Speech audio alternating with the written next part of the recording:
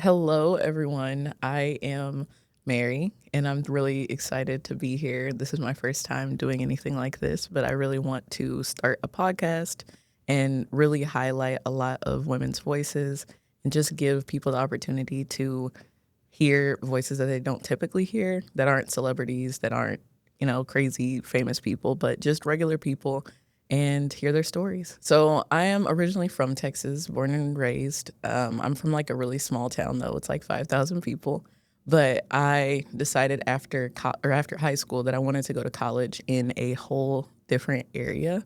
So I moved up to Michigan. I went to school there, and I also studied Korean, and that kind of is where I got into all my language endeavors, and that really opened up my eyes to the world. And I knew that I wanted to explore and just see different things. So after college, I moved to Milwaukee, and I got to be in a rotational program, and so there I kind of got to hop around the Midwest a little bit, and then I also got to go to Mexico after that. And that was really awesome. And I had a lot of great opportunities to just connect with people all over the world, like even just not just living there, but just being around people. So I really enjoyed that. And finally, I was like, okay, I would love, after Mexico, I kind of got a teaser and I knew I wanted to get back home. So I got a job that was closer to here. And now I'm back in Texas. It was a language that I knew I wanted to learn, but when I was 10 years old, I decided I want to learn Spanish.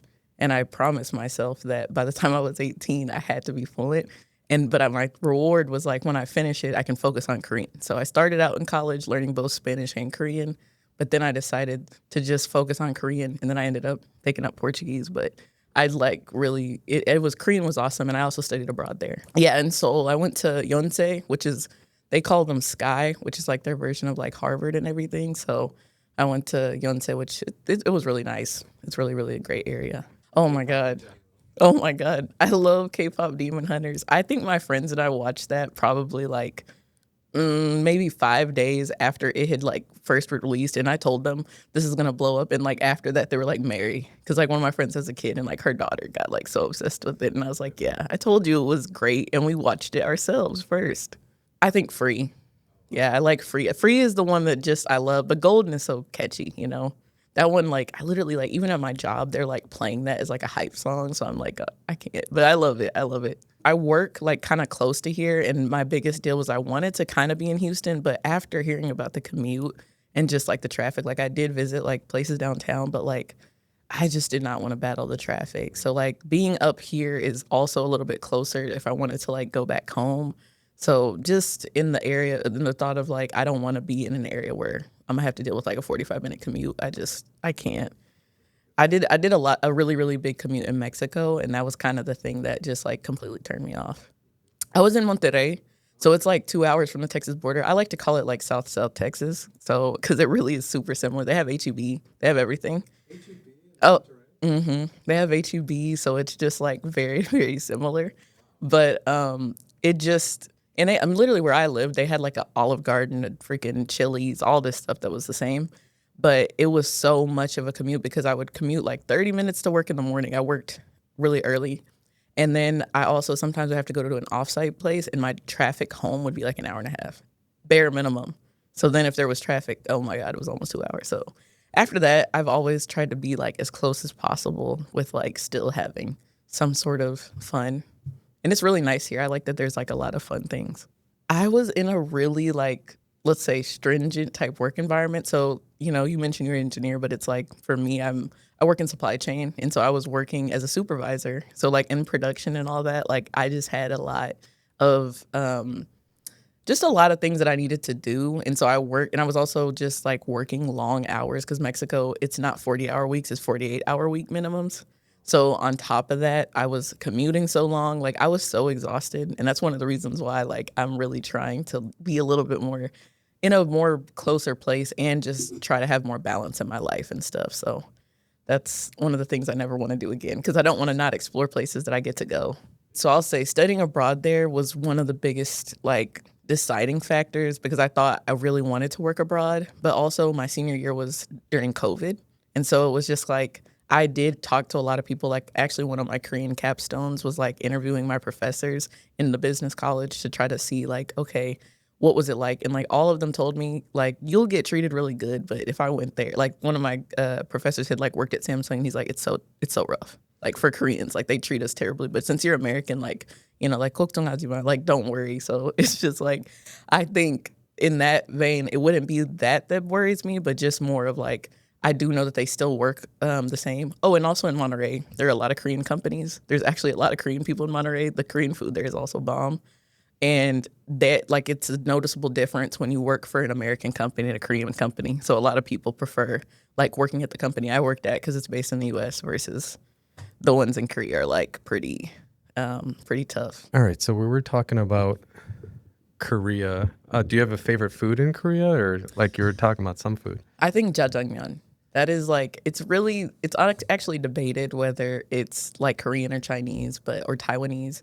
But I really like it. It's like black bean noodle, and they're like really dark. They look ominous, but when I tried them, it's like this is everything. I also really like pajeon, which are like Korean pancakes. Nice, those are good. Yeah. Yeah, they're super good. Do you know any good Korean restaurants around here yet, or? No, I mean I've only been here a week, so Okay. I've gotta get out. But one of my friends, she lives on the south side of Houston though. She told me like she knows some places because she also likes to eat really good. Yeah, I think that's where they are, like southwest side of Houston. So you were talking about your podcast, what you want to do in the future about women's questions. What kind of questions do you want to ask? I just really want to like bring people. So again, me having traveled so much, I actually just have a lot of friends that are women working in all different types of industries, and I just want to like highlight their voices as well as not just my friends, other people that I meet, other people that I feel they have like a perspective that I don't hear as much because I just feel that it's really nice to hear somebody talk about things that you deal with on a day to day, especially if like you go online and like no one is. I think a lot of career paths and a lot of people hear themselves, but not everybody. And especially when it comes to women, it's a little bit harder because a lot of people tend to be afraid kind of to speak up on different things. Yeah, so what do you think like the most pressing issue is that some people are scared to talk about, like politics, religion, or just like in the workplace? I think in the workplace, yeah. I kind of want to focus it on like women because like my whole mission is that I really just want to help women who are, struggling to move up in their careers, learn the ways to intentionally network and really achieve their goals. Because for me, I walked into my company whenever I first started and like right after my internship, so like graduated, and I said within 5 years I want to be working or have worked abroad. And that was like already what I set the tone with like leaders. All my managers knew that, and it was kind of just associated with me. So it made it a lot easier when I was networking with people because like they all like it was like, oh Mary, you should talk to such and such, right? And so I was able to just really move my career that way. Now, for other people, I know it's just not as easy because they don't necessarily feel as comfortable like talking about their things. They're worried they'll get judged, or maybe they don't really know how to talk and communicate in the way that it doesn't sound like they're begging or it doesn't sound like they're just trying to like have a transactional relationship. Awesome. Where you said you come from a small town, where did this sense of adventure and all this come from? I really don't know. I think just growing up, I've always had an interest in other languages. Like for me, everything, I never thought that I would like become a polyglot, which I guess I am now, but I just more was interested. Like I had a lot of friends who were Latinos and like, especially my like Latina friends, we would talk at lunch and some of them would talk like half in Spanish, half in English. And I could understand like half of it. And I told my parents, I was like, I want to learn Spanish. Little do they know, I just wanted to hear the rest of the gossip and everything. But after that, it kind of proved to me like, oh, I really can do this, And then I had already really liked anime. When I was learning Spanish, I thought before like, okay, Spanish or Japanese, but obviously like Spanish is a lot easier and more useful. So my parents like do Spanish, and so but Japanese is what kind of like my interest in anime and stuff like that got me to really like listen to the music. And one of the songs I found out was sung by a Korean artist, and that got me down like the K-pop rabbit hole. And then I was like, I might as well just like learn this. I think it's a good language and the culture is cool and like all this stuff. Like Korea is a really business oriented country. It aligns.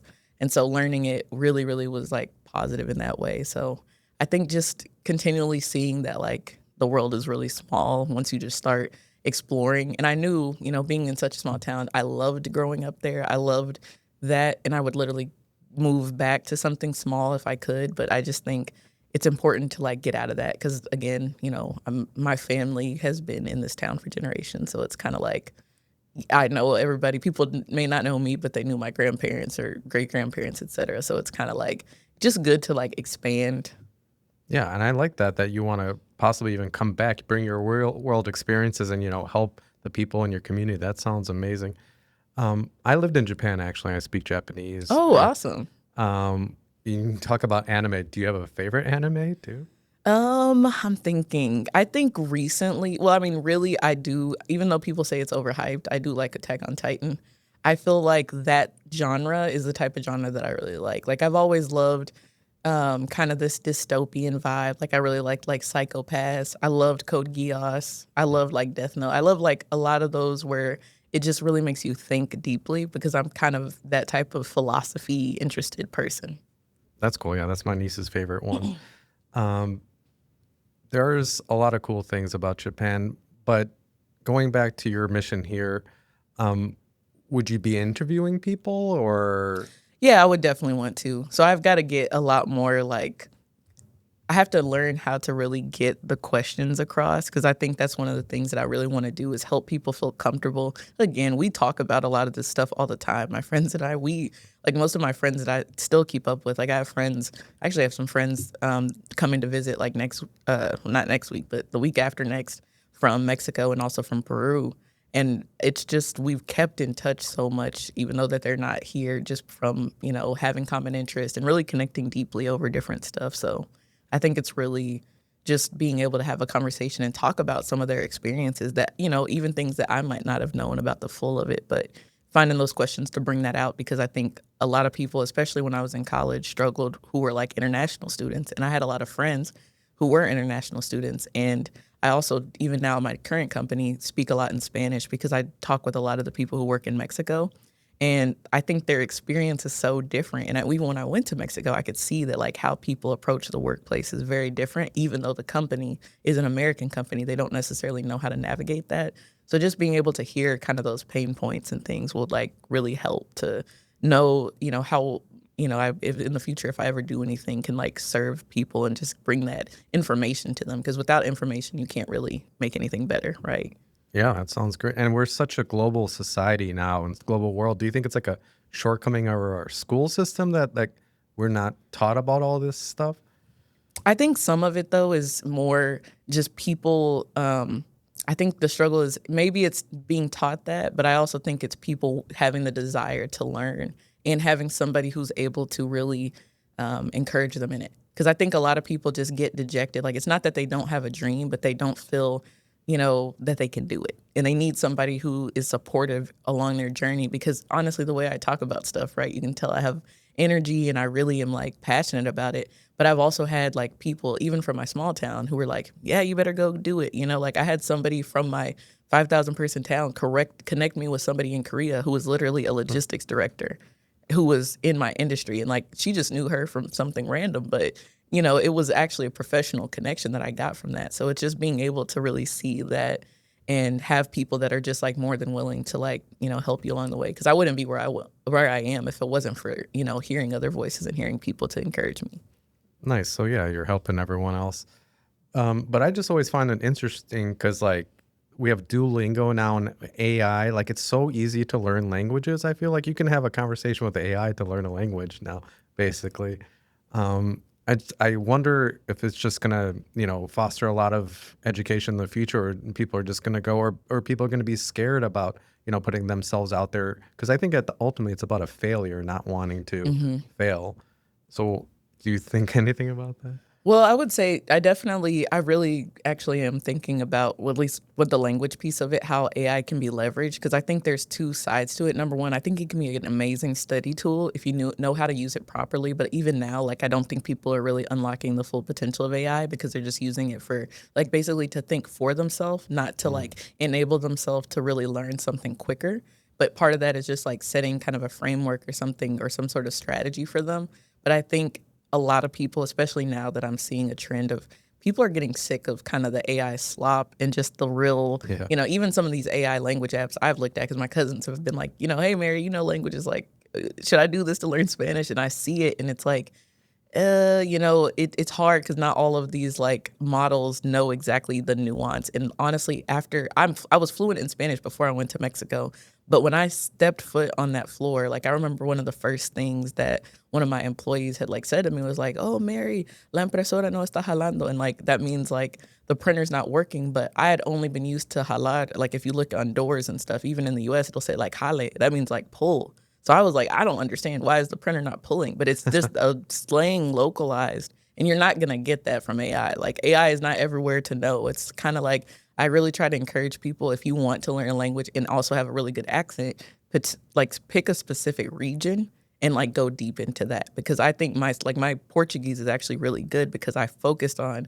Paulista Spanish, so Sao Paulo, and that is like the type of like that's how I wanted to talk, and those are the people that I looked at, and those are the like I literally still use CD player. Like that's what I listen to like, get that accent and get that kind of like colloquial slang.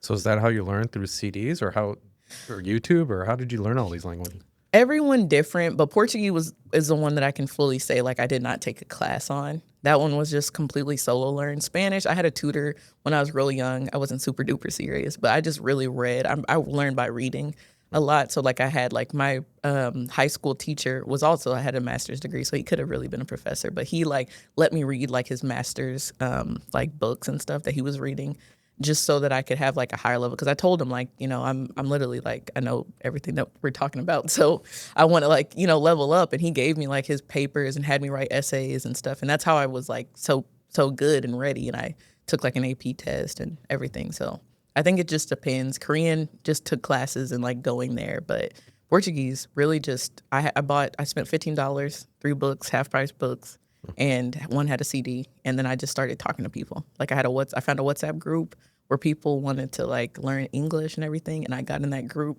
We just started talking, and it really helped a lot, and I learned way faster. Yeah, because nothing beats conversation, like you said, because you learn all those nuances. Absolutely. And I think it's more engaging because AI can't be as engaging as like having a conversation with an actual human.